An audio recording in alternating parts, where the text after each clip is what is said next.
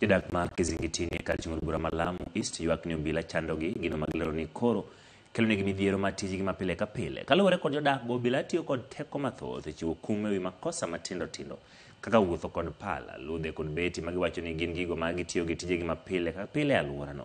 Kwayo koro gichuno ne piny owacho mondo migi thuolo giwuoth gi gigo ma obila ok dwar, ni mar mano e ngima ma gisedago kuom higni kendo miyo gi kum mar wuotho gigo koro nyalo kelo negi pek e ngimagi. Na bado ni inatumika kwa kazi. Tuseme kama watu wa punda lazima watumie fimbo ndo wa direct yule.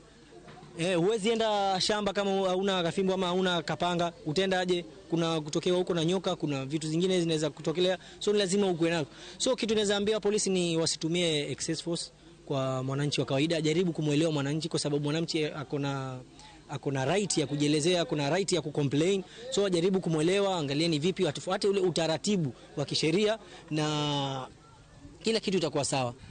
Huwezi kumzuia mvuvi asibebe kisu, wala huwezi kumzuia mpiganaji punda asibebe fimbo, na wala huwezi kumzuia mkulima asibebe panga. Lakini sisi baada ya kupata malawama nyingi hapa Lamu East kwamba kuna mauano, kuna uhalifu, sisi wenyewe kama wazee wa mji tukasema kwamba wavuvi waruhusiwa wabebe visu, watungaji punda waruhusiwa wabebe fimbo, na wale wahuni washikwe watiwe ndani. Kuna mikasa chungu nzima hapa kuna mihadarati inafanywa, polisi wanajua, lakini hawashiki watu wanauza unga na bangi. Wao kazi yao wanashika visu vidogo, mambo madogo madogo. Mtu atiko nyumbani kwake anakata kabichi, anakata samaki, anachukuliwa anaenda 8,000 5,000, which is very wrong.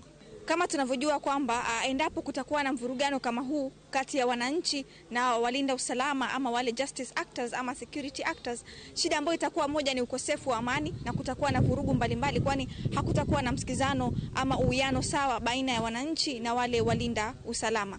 Kwa hiyo sisi kama shirika tukaonelea kuna haja kuingilia na kuweka amani, sababu wale walinda usalama ndio wanaotulinda sisi wananchi na ndio wanaoangalia kile kijiji, na wale wananchi bado pia ndio wako na haki ama wale right holders wanabeba zile haki katika jamii yao. So tunaona kuna haja ya kufanya uwiano ili kuwe na amani, kuwe na usawa baina ya walinda usalama na wananchi.